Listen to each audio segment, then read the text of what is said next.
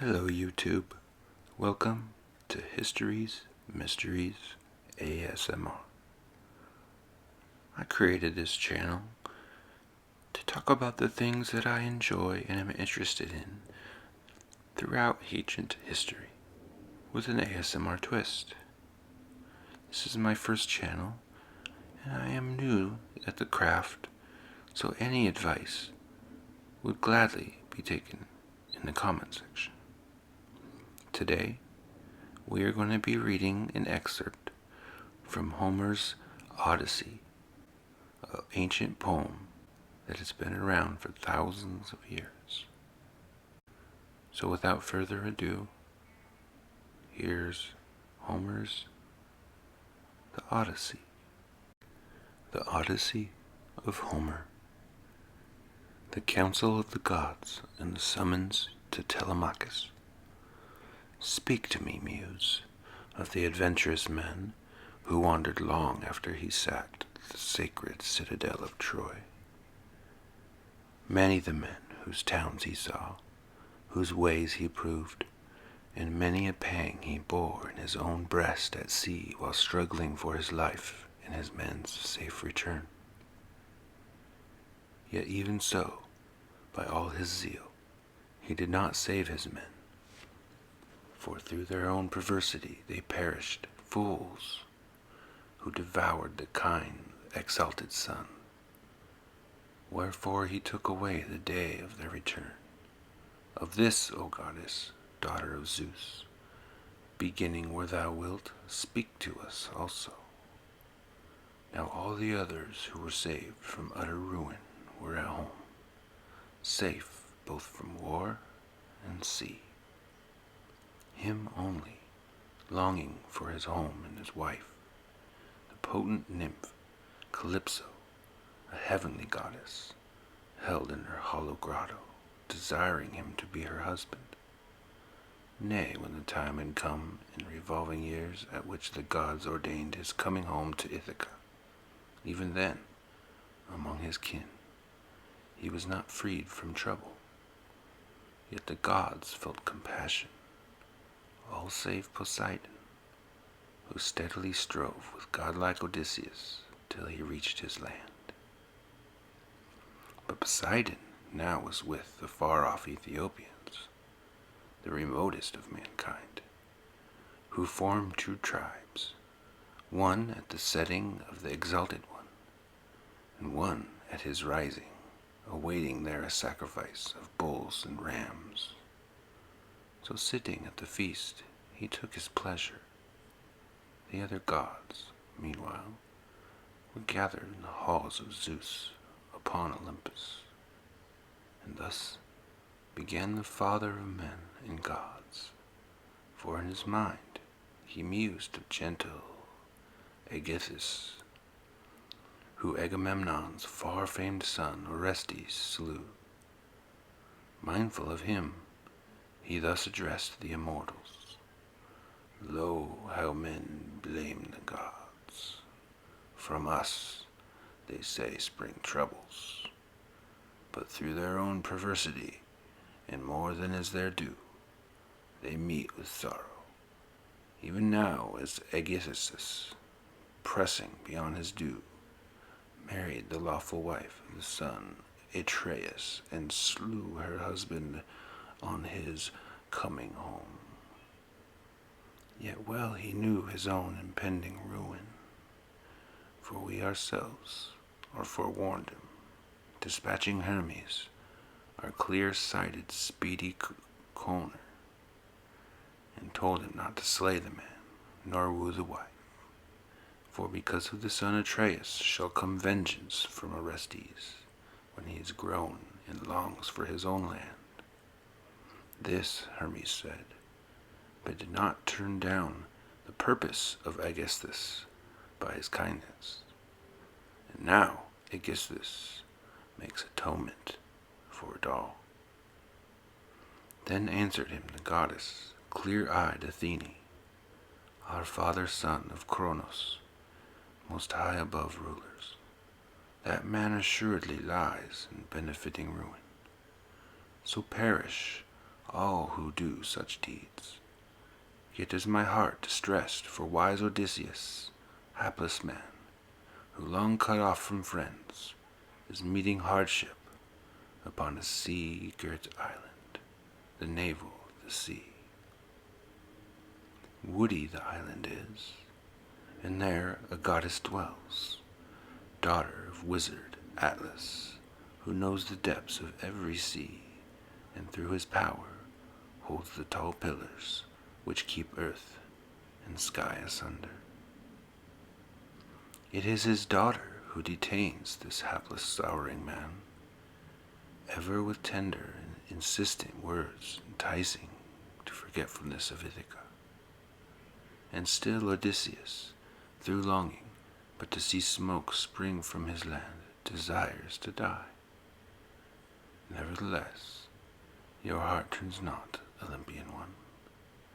Did not Odysseus seek your favor beside the Agrave ships and offer sacrifice the plain of Troy? Why then are you so wroth against him, Zeus? Then answered her cloud-gathering Zeus and said, My child, what word has passed the barrier of your teeth? How could I possibly forget princely Odysseus, who is beyond all mortal men in wisdom, beyond them too in giving honor to the immortal gods who hold open the sky? Nay, but Poseidon, the girder of land, is ceaselessly engaged because Odysseus, blinded of his eye of the Cyclops, godlike Polyphemus, who all Cyclops has the greatest power, a nymph Theusa bore him, daughter of Phoreus, lord of the barren sea. For she within the hollow caves united with Poseidon, and since that day the earth-shaking Poseidon does not indeed destroy Odysseus, but ever drives him wandering from his land. Come then, let us all here plan for his turning home. So shall Poseidon lay by his anger, unable, in defiance of us all, to strive with the immortal gods alone. Then answered him the goddess, clear-eyed Athene, Our father, son of Cronos, most high above all rulers, it is now pleased the blessed gods that wise Odysseus shall return to his own home. Let us send Hermes forth, the guide, the speedy comber, into the island Ogygia, straightway to tell the fair-haired nymph our steadfast purpose, that hardly Odysseus shall set forth upon his homeward way. I, in the meanwhile, go to Ithaca, to rouse his son yet more, and put vigor in his breast, that summoning to an assembly the long-haired Achaeans, he may denounce the troop of suitors, men who continually butcher his thronging flocks and swing-paced, crook-horned oxen. And I will send him to Sparta and to sandy Pylos to try and learn of his dear father's coming, and so to win a good report among mankind. Saying this, under her feet she bound her beautiful sandals, immortal, made of gold, which carry her over the flood and over the boundless land swift as a breath of wind. She took her ponderous spear, tipped with sharp bronze, thick, long, and strong, with which side vanquishes the ranks of men, of heroes even, when this daughter of a mighty sire is roused against them. Then she went dashing down the ridges of Olympus, and in the land of Ithaca stood Odysseus' gate, on the threshold of his court, holding in hand a brazen spear. She seemed the stranger of Mentes and the Taphian leader. Here, then, she found haughty suitors. They were amusing themselves with games of draughts before the palace door, seated on hides of oxen, which they themselves had slain. Their pages and busy squires were near, some mixing wine and water in the bowls, others with porous sponge washing and laying tables, while others still carved them abundant meat. By the far first to see Athene was princely Telemachus, for he was sitting with the suitors, sad at heart, picturing in mind his noble father, how he might come from somewhere, making a scattering of the suitors, take to himself his honors, and be master of his own. Thus thinking while he sat amongst the suitors, Athene met his eye. Straight to the door he went, being at heart ashamed to have strangers stand so long before his gate. So drawing near and grasping her right hand, he took her brazen spear, and speaking in winged words he said, "Hail, stranger! Here with us you shall be welcomed, and by, when you have tasted food, you shall make known your needs." Saying this, he led the way, and Pallas Athene followed. When they were come with the lofty hall, he carried the spear to a tall pillar and set it in a well-worn rack, where also stood many a spear of hardy Odysseus. Athene herself had led to a chair and seated, spreaded a linen cloth below. Good was the chair and richly wrought, upon its lower part where there was a rest for feet.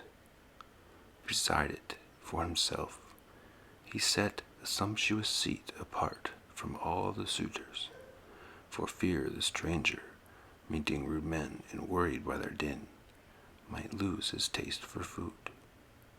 And then, that he might ask him too about his absent father, now water for the hands a servant brought in a beautiful pitcher made of gold, and it poured it out over a silver basin for their washing, and spread a polished table by their side. And the grave housekeeper brought bread and placed before them, setting out food, many a kind, freely giving of her store. The carver, too, took platters of meat, and placed before them meat of all kinds, and set their golden goblets ready, while a page, pouring wine, passed to and fro between them. And now the haughty suitors entered. These soon took seats in order, on couches and on chairs. Pages poured water on their hands. Maids heaped them bread in baskets, and young men brimmed the bowls with drink. And on the food spread out before them they laid hands. So after they had stayed desire for drink and food, then, in their thoughts, they turned to other things, the song and dance. For these attend a feast. A page put a beautiful harp into the hands of Phemius, who sang perforce amongst the suitors. And touching the harp, he raised his voice and sang a beautiful song. Then said Telemachus to the clear-eyed Athene, his head bent close that others might not hear, "Good stranger, will you feel offense at what I say? These things are all their care, the harp and song, and easy care, when, making no amends, they eat the substance of a man whose white bones now are rotting in the rain. If lying on the land, or in the sea, the waters roll them round. Yet, were they once to see him coming home to Ithaca, they all would pray rather for speed of foot than stores of gold and clothing. But he, instead, by some hard fate is gone, and naught remains to us of comfort, no, not if any man on earth shall say he still will come. Past is his day of coming, but now declare me this, and plainly tell, who are you? Of what people? Where is your town? And kindred? On what ship did you come? And how did sailors bring you to Ithaca? Whom did they call themselves? For I am sure you did not come on foot. And tell me truly this, that I may know full well if for the first time now you visit here, or any of you my father's friend. For many foreigners once sought our home, because Odysseus also was a rover among men. Then said to him the goddess, clear-eyed Athene, well, I will very plainly tell you all. Mendes I call myself, the son of wise Anchialus, and I am lord of the oar-loving Taphians. Even now I put in here the ship and crew, when sailing over the wine-dark sea to the men of strange speech, to Temesi for bronze. I carry glittering iron. Here my ship lies, just off the fields, outside the town, within the bay of Rhythron, under woody Neron.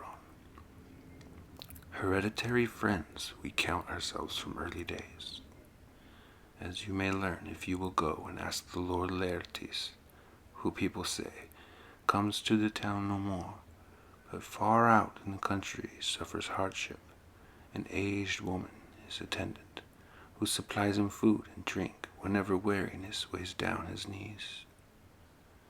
As he surceps his slope of garden ground, even now I came, for I was told your father was at home.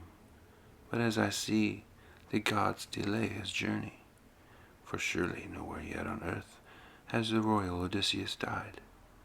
Living, he lingers somewhere still on the wide area, upon some sea-girt island, and cruel men constrain him, some savage folk, who hold him there against his will.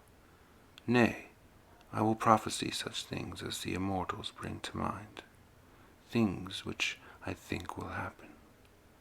Although I am no prophet, and I have no skill in birds, not long shall be the absent from his own dear land. Through iron fetters bind him. Some means he will devise to come away, for many a shift has he. But now, declare me this, and plainly tell, if you indeed, so tall, are the true son of Odysseus. In head and beautiful eyes you surely are much like him. So often we were together before he embarked for Troy, where others too, the bravest of Agrivis, went into their hollow ships. But since that day I have not seen Odysseus, nor he me. Then answered her discreet Telemachus, yes, stranger, I will plainly tell you all. My mother says I am his child. I myself do not know. For no one ever yet knew his own parentage. Yet would I were the son of some blessed man whom old age had become amongst his own processions. But now the man born most ill-fated of all humankind, of him they say I come, since this you ask me. So we're going to leave it right there, just to be continued. I hope you liked this little ASMR experiment that I am running. If you have any tips or suggestions, please feel free to leave them in the comments section. I apologize for any stumbles while I was reading, but this is my first YouTube video, and I'm just trying to learn the ropes, so I hope you forgive me. If you liked what you heard and you liked my voice, please like and subscribe. Until next time, thank you for visiting Histories, Mysteries, ASMR.